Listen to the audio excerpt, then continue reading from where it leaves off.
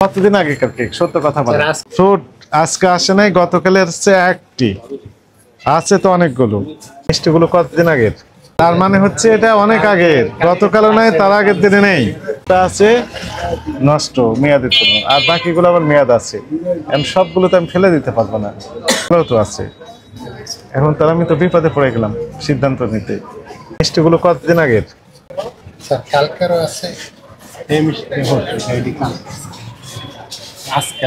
আজকের আছে, আজকের এবং গতকালের, এর আগের নেই। বুঝেন, আপনি নিজেরা তৈরি করেন না, কোথা থেকে নিয়ে আসেন? প্রকৃত করেন নিজস্ব কারখানা।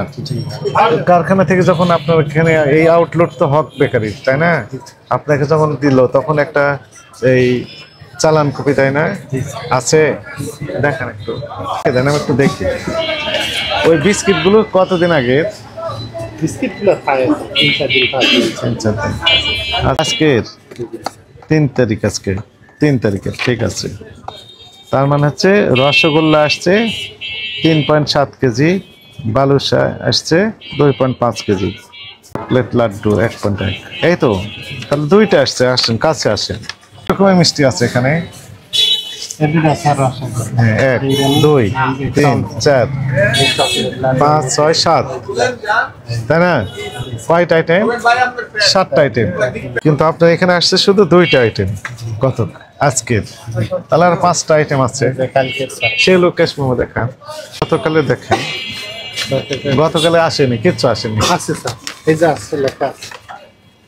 কোনগুলো?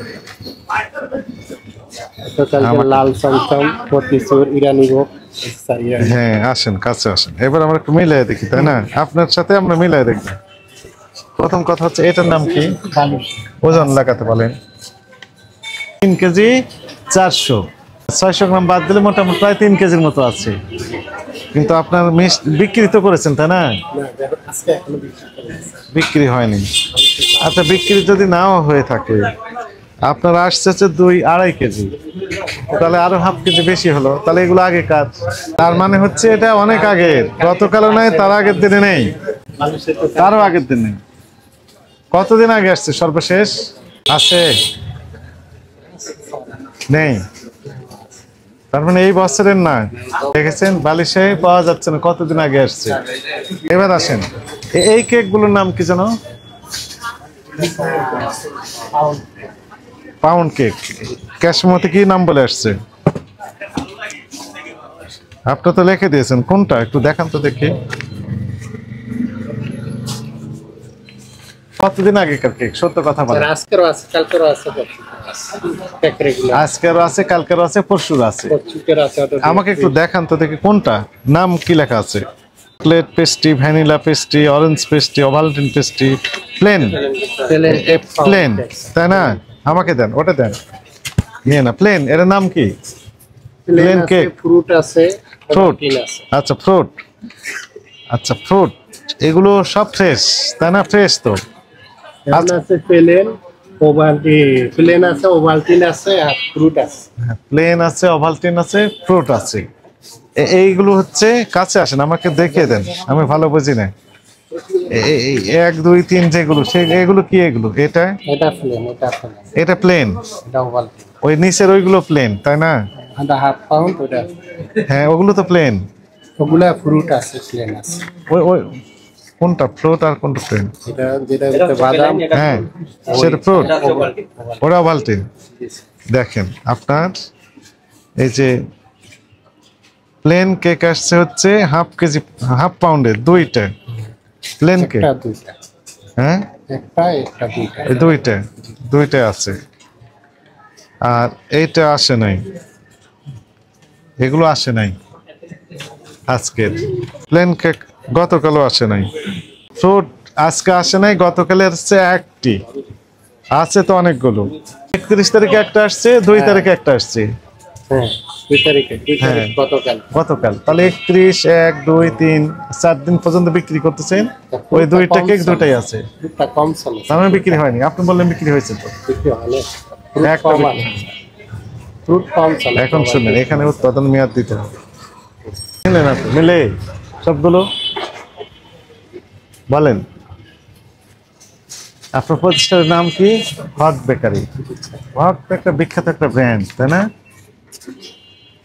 আস্থা তৈরি করতে পারছেন না তো, আস্থা তৈরি করতে পারছেন না, পারছেন? আর একটা সমস্যা আছে, সেটি কি মনে করেন একটা আগের দিনের, তাই কি না? কোনটা আগের দিন আপনি নিশ্চিত না, ফলে বিক্রি করতে করতে দেখা যাচ্ছে যে দুর্ভাগ্যক্রমে যেটা আগের দিনে সেটা আবার থেকে গেল, পরের দিন আবার ওইটাই যুক্ত হলো, যেহেতু ডেট লিখছেন না। প্রত্যেকটা জিনিসের ক্ষেত্রে আমরা একই সমস্যা পাচ্ছি। ভুল হয়েছে? জি স্যার। কি ভুল করেছেন? Date expire. ডেট এক্সপায়ার মাল দেখেছে। মিষ্টির ক্ষেত্রেও দেখলাম তাই, এই কেকের ক্ষেত্রেও তাই দেখলাম, তারপরে ওই যে কি যেন শর্মা সেটা দেখলাম, চিকেন রোল সেটা দেখলাম, তাই না? সবগুলোই তো সমস্যা হয়ে গেছে।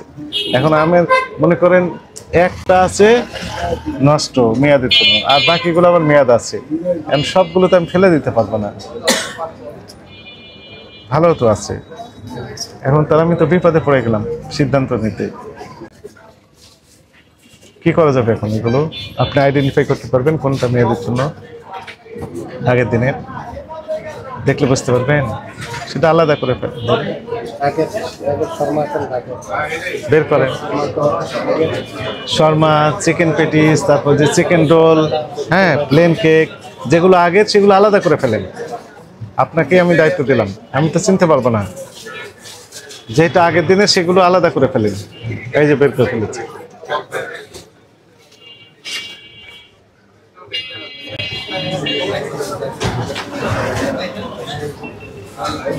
নিচের গুলো আলাদা আগের,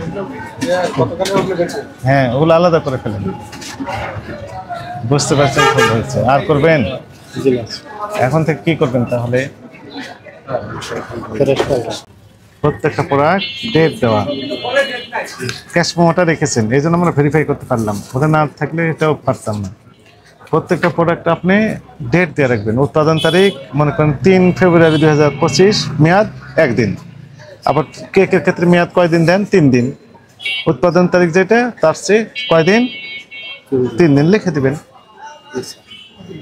এই দিলে আর ঝামেলাটা হতো না। মিষ্টির ক্ষেত্রে একই ঘটনা, উৎপাদন এবং মেয়াদ দিবেন। মনে করেন গতকালের মিষ্টি আলাদাই থাকবে, আজকের মিষ্টি আলাদা থাকবে, আগের দিনটা বিক্রি করে দিলেন।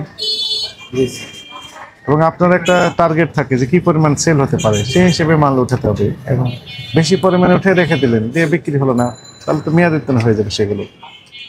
আপনার একটা আইডিয়া করতে হবে যে কি পরিমাণ আপনার চাহিদা,